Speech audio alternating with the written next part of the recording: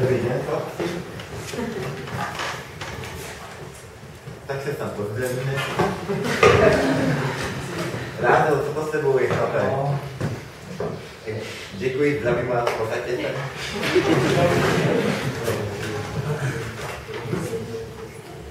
Dneska si napíšeme 10minutovku. Napište si do vašich desek, které si teďka rozdáte, 52. hodinu. Téma je test velikosti a přesnosti.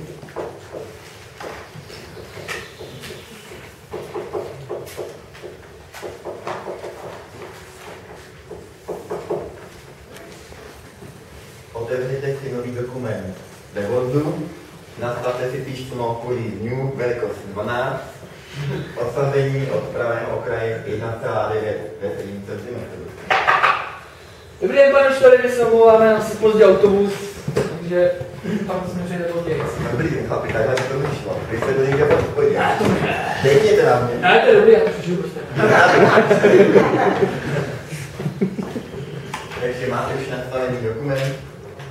Ale už jsem dostal nechat ten směrování, co to bude? Nastavíme si kvůli dňů, velikost 12, osazení od pravého kraje 1,9.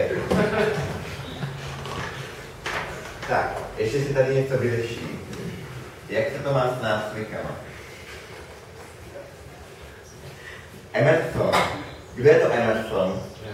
Já ti dám nějaký Emerson, mi tady posílal nástrojky. Pepperson nebo Emerson, jak mám poznat, že to jsi ty? A ještě si tam nechal odkazy. Ty jo, ty pojedeš s paní Rejlovou do Peržimová na korektu.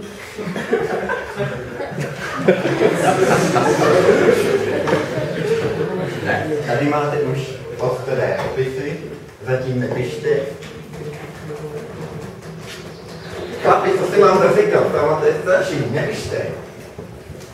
Tak, chce někdo lepítka? Dobře, já to vidím. No tak, ale vy jste jak kuřátke tady už. To stává jen. Já vám teďka stopnu 10 minut.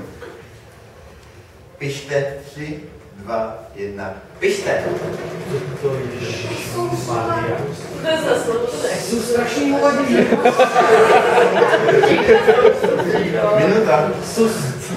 Stop, přestaňte psát. Přestaňte psát. Okamžitě přestaňte psát. Já vám tady už dám. Takhle mě otravovat. A okamžitě podepište a tiskněte. A tiskárna nefunguje. Chlapi, co jste s tím vlastně udělali? No jo, Emerson, zase vytisknu nějaký obrázek, co ti je to dobrý. Tak, tady máte svoje opisy, tak si je opravte, napište si tam hrubé úhozy a počet chyb. Dobře, tak, teďka si začneme psát obchodní dopis. Budeme psát reklamaci holubých zábran na střeše. Píšeme paní Koutné do společnosti Vitex. Tak to napište, máte na to čas do konce hodiny.